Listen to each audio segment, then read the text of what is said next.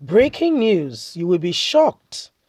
Nigerian women protest after lawmakers reject bill seeking gender equality in Nigeria.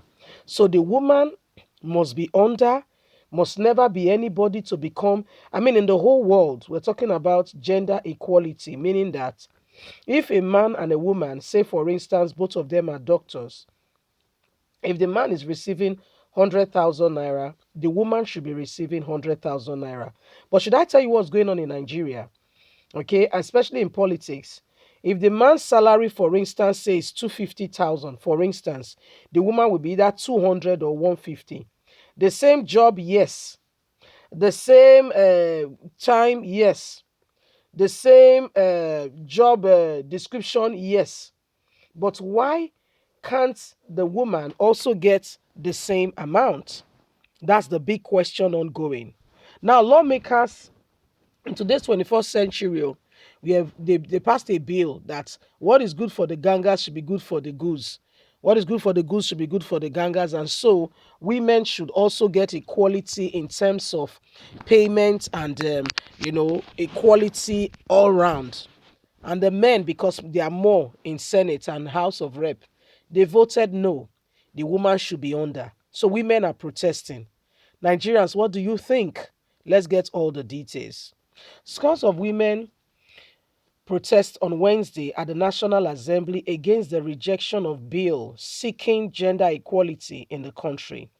Premium Times reports how federal lawmakers on Tuesday voted on 68 bill to seek to alter the constitution of the 68 legislations after 5 bills sought to promote more opportunity for women in politics and political governance in our society at large.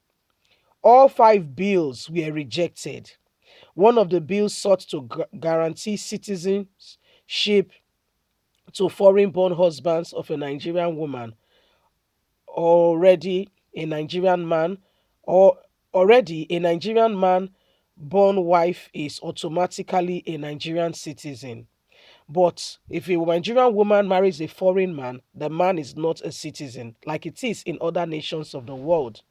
Another bill sought to allocate 35% of political position based on appointments to women. On Wednesday, the women, led by many civil society groups, carried placards to express their grievances. They were addressed by the minority leader of the Senate, Abaribi, who said he supports the bill but was outvoted. He asked the women to seek voting records to know which lawmakers voted against the bill and said the women should do everything possible to see to it that their voices are heard and not pushed down and demeaned. I mean, this is a very serious matter. So in Nigeria, lawmakers want the women to be below. Currently today, I think it's a very minute percent. They are just seeking 35% or not even 50, not even 50% of positions to be given to women. They're just seeking, say, okay, let's give 35%. The men said no. So if a Nigerian man marry a Canadian woman, that Canadian woman can go to Nigerian embassy showing that she's married to a Nigerian man. And guess what? She will get Nigerian passport. She's entitled to it. She will get it. But if a Nigerian woman marries a Canadian man, for instance, that man can never get Nigerian citizenship. Do you understand? That man can never get Nigerian citizenship. And so this is part of the things, and that's okay. Give women this in political appointments, give women 35%, so that if we have 100% of position to be allocated, 65% will go to the men. Will be appointed, will be the appointees on those positions will be men. Let 35 of that percent go to women. They said no. Women should have equality in terms of pay, and they said no. So all the bill was kicked against by the boys. Abaribi was the one who was able to address the women because, according to him, he voted for them. But guess what? Those who do not want the women, who want the women to continue to be in the other room, okay, the other room, they said, no, how can a woman get, no, no, no, no, no, she should not be appointed. In fact, she should forever be depending on you, okay? I mean, it boils down to insecurity. It boils down to the men feeling so insecure, feeling so little that they don't want the women near. And this is why when they asked the wife of the vice president to come and see as to how the house was going on with the constitution amendments, there was an uproar. Oh, you don't understand it. Dolakbo Osibanjo was asked to go and see what the house was doing. She was there yesterday. They kicked against it. They vehemently kicked and said, no, why will the wife of the vice president, what is she doing here? That place belongs to the other room and the kitchen.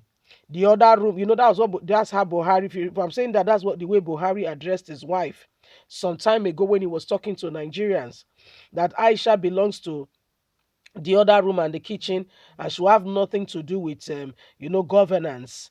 And this is why it's a reflection of how they see women, why we should not compete, okay, why everybody should stay on their own lane and you do what you're supposed to do. A woman is a very wise entity brought into any establishment to see, to correct the blind sight and to make sure that things are done decently and in order.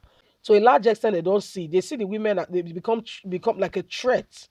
Okay, so because the affiliation to hold on to power is so strong on the male ego or the male gender, they don't want the woman to rise to anything, and so they want to suppress, oppress, and keep her down. But any man that truly listens to his partner, his wife, and they do things together, guess what? They go very far. If you have a good wife, okay, that is not sabotaging you or she's not coming to do one thing or another, all things being equal, both of you are planning together, you are working together in alignment, in synergy. The sky is not your limit. I can assure you, it is your starting point. Because that woman will so support you, that woman will so help you, everything, anything that she would do to make sure you get to that position. Some time ago, they said an American president, you know, himself and his wife were in the car, they pulled up to buy uh, gas in the petrol station, and they pulled up. And while they were doing that, the first lady came down from the car and she was greeting one of the attendants that work in the petrol station, and they were just having a laugh. And so when she came back into the car, I mean, for the first lady to come down from the car and go and have that kind of laugh and just have a gist with the petrol attendant, the husband asked, I mean, it's polite, honey, who was that? So, "Oh, it was my friend, okay, one of my friends or maybe boyfriend in school then, maybe primary or secondary school thereabouts," she said. I can't remember the story very vividly. And the man said, "Oh, you're lucky you married me. Now you are the first lady. If you had married him, you'd be a petrol attendant's wife." She said, "No, you are lucky you married me. If I had married him, he would have been the president." The man shut up. Leave us a comment.